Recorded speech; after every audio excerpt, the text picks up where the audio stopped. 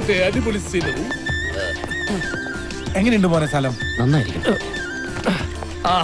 മലരണിക്കാടുകൾ പാടല്ലേ, കുറച്ച് നാളോട് താമസിക്കണ്ട.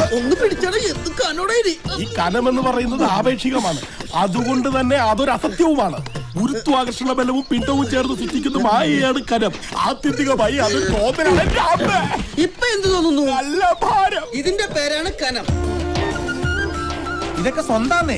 ആ ശരി, എന്നാ പിന്നെ ഇതൊക്കെ വിട്ടിട്ട് ടൗണിൽ കുറച്ച് സ്ഥലം മേടിച്ചൂടെ? വിൽക്കണമെന്നുണ്ട്, പക്ഷെ സമ്മതിക്കണല്ലേ. ആര്? സ്ഥലത്തിന്റെ ഓണറേ. ഇതെന്ത് സാധനം? സുഗുണ, ഇതിലേതാ നീ? ഞാൻ തന്നെ. എവിടെ പോലും എന്നെ ഇരിക്കാൻ ഒരാളുകൾ വരും. മിമിക്കാർക്കിട്ട് ഞാൻ തോറ്റു.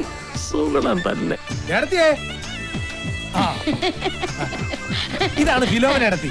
ഇനി മുതൽ നിങ്ങളുടെ കാര്യങ്ങളൊക്കെ നോക്കുന്ന എടുത്തിയായിരിക്കും. ഞാൻ വിശ്വപ്രശസ്തനായ കാഥികൻ തൂത്തുക്കുടി തുളസിദാസ്. കേട്ടിട്ടില്ലല്ലോ.